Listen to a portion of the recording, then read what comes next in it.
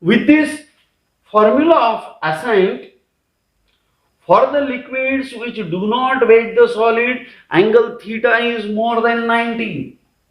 Theta is greater than 90. Obtuse angle cos theta is a negative quantity and therefore H is negative, and this proves that for the liquids which do not weight the solid, there will not be a rise of liquid inside the capillary, but there will be depression of liquid inside the capillary. Now, hereafter, we will prove this, the formula of Ascent, by another method using the forces acting on the water inside the capillary tube. For that, again we will consider a small capillary tube, or a capillary tube of very small bore having radius small r. Alright, this capillary tube is dipped in a liquid which partially weights the solid. This is the beaker in which the capillary tube is kept. At the point of contact, obviously the liquid surface is concave, and at the rest of the portion the liquid surface is horizontal. Let us consider the liquid rises to a height of h. The h is a rise of liquid inside the capillary tube. Here we will find out the formula of Ascent. We will derive the formula of Ascent using a very simple equilibrium of forces. We know that because of pressure difference, the liquid rises inside the capillary tube. As liquid rises inside the capillary tube, the weight of liquid inside the capillary tube increases with amount of water inside the capillary tube. The force of surface tension increases the height of capillary tube, and the weight acts vertically downward. The rise is because of surface tension and fall is because of the gravitational force.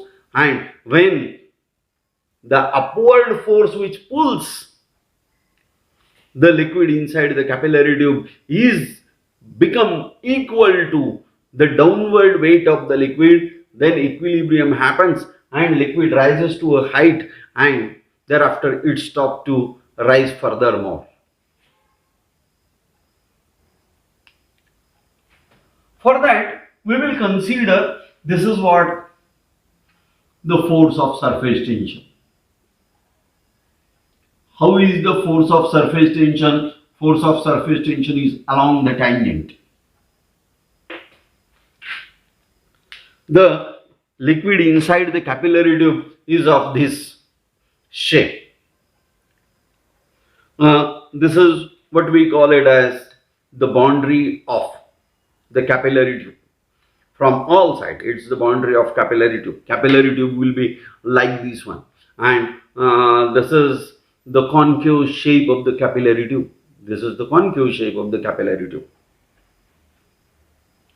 and this is tangent drawn to the point of contact, like this. This is the tangent drawn to the point of contact.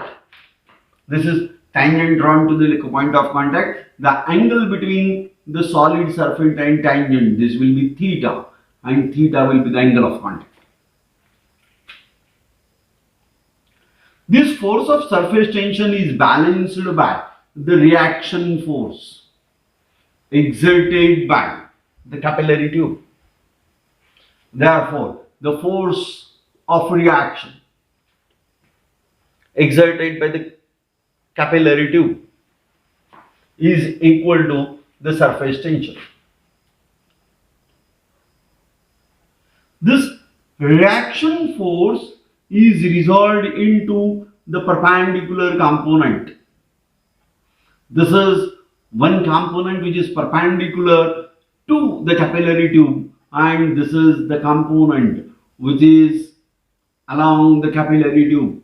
This component is, as this angle is theta, this angle is theta, this angle is theta. This is the adjacent component and it should be r cos theta. And this is the perpendicular component r sin theta. This is again r sin theta. What you will see that here, this is what the force of surface tension downward and reaction upward. This reaction is resolved into perpendicular. This is perpendicular to the tube and this is along the tube. This perpendicular component of the reaction from all sides. This is from one side, this will be from other side. This is to one side, this is to other side. Like that, this will cancel each other. Therefore, all the perpendicular forces to the tube cancels each other. And what remains? Only the forces along the tube remains. Let my fingers indicates the forces along the tube, and these are upward direction. What these forces are? R cos theta. All the R cos theta rises the liquid upside. Therefore, the upward force, I will write upward force on liquid inside the capillary tube is force into, it is surface tension into the length. Upward force is surface tension into length. Here surface tension is T, which is equal to R, and the upward force is R cos theta, but R is equal to T, therefore it is T cos theta. And to what length this force act? This force on a length which is equal to the circumference of the tube. This is nothing but the circumference of the tube. The tube is like this one. It is 2 pi r. And the downward force on the liquid column is equal to the weight. Weight is equal to m into g. M is density into volume into g. It is density into volume of liquid inside the capillary tube. Volume of liquid inside the capillary tube is area of base into height, pi r square h into g. When this upward force is equal to downward force, then there becomes an equilibrium of a force and the liquid remains in equilibrium to a particular height, and in that case T cos theta 2 pi r is equal to rho into pi r square h into g. One of the r get cancel, pi get cancel, and hence you will have h is equal to 2t cos theta divided by r rho g. This is the formula of Ascent. This is the formula of Ascent, which are with the help of which we are able to determine the height of liquid inside the capillary tube. This is, we determine the surface tension formula or the formula for the height ascent, and this height ascent will give the formula for surface tension as capital T is equal to h r rho g divided by 2 cos theta, and this is how to determine the surface tension using capillary rise method.